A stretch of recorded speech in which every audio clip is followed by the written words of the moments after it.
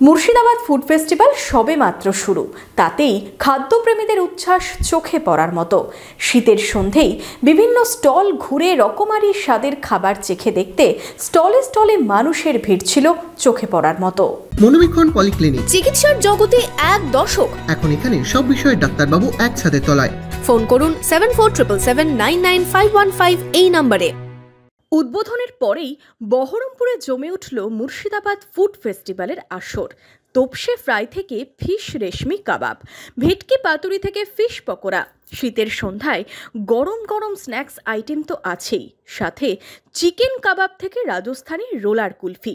শুধুমাত্র ভিন্ন স্বাদের খাবার চেখে দেখতেই এই মেলা একেবারে আদর্শ ভোজন প্রিয়দের কাছে। মঙ্গলবার সন্ধে গড়াতেই ভিড় জমল ৮ থেকে ৮০। রাত বাড়ার সাথেই স্টলে স্টলেও ভিড় বাড়তে থাকে।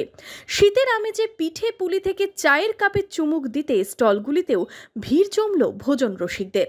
এখানে তো সব রকমই মোটামুটি আছে।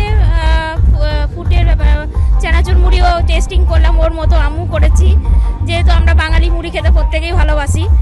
আর তাছাড়া এখানে ওই বকখালি থেকে একটা এসেছে স্টল, তো ওখানেও আমরা টেস্টিং করেছি, চা খেলাম, ভালো, খারাপ না। খুবই ভালো লাগে, প্রতি বছরই আসি, এবছর এসেছি, খুবই ভালো, সব রকমই খাবারে টেস্ট করছি। তো কচুরিও খেয়েছি, খুব সুন্দর, ফিশ ফ্রাই, তারপরে পপকর্ন, চিকেন পপকর্ন, খুবই ভালো খাবারগুলো, খুবই ভালো টেস্টি। তারপরে চানাচুর মুড়ি, রামকৃষ্ণর ঘি, সবই খুবই সুন্দর।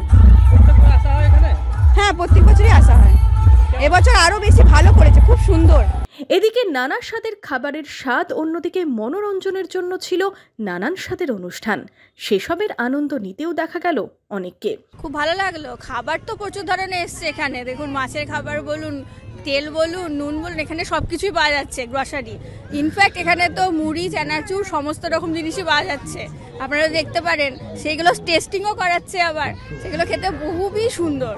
এবং আমি প্রত্যেক বছরই আসি, এবছরও এসছি প্রত্যেকবারের মতন, এবং বিভিন্ন জিনিস টেস্ট করাচ্ছেন এনারা, এবং খাওয়ার পর সেগুলো নিতেও আমাদের খুব ইচ্ছে করছে, এবং সেগুলো নিয়েও যাচ্ছি বাড়িতে। এবছর নবম বর্ষে মুর্শিদাবাদ ফুড ফেস্টিভ্যালের ৯৭টি স্টলের মধ্যে ৯২টি স্টলই রয়েছে খাবারের। এছাড়াও বাচ্চাদের বিনোদনের ব্যবস্থাও রয়েছে খাদ্য মেলায়। মানুষের উপস্থিতি দেখে উচ্ছ্বসিত উদ্যোক্তারাও। নতুনত্ব অনেক কিছুই আছে।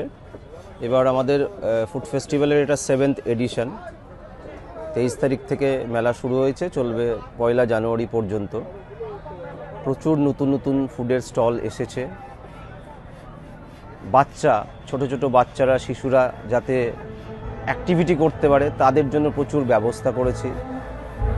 বিভিন্ন ধরনের জীবনের সঙ্গে সামঞ্জস্য রেখে বিভিন্ন রকমের এখানে অ্যাক্টিভিটির ব্যাপার আছে, সেগুলো এবছর আমাদের নতুনত্ব। এছাড়াও আমাদের বিভিন্ন কোম্পানির স্টল আছে।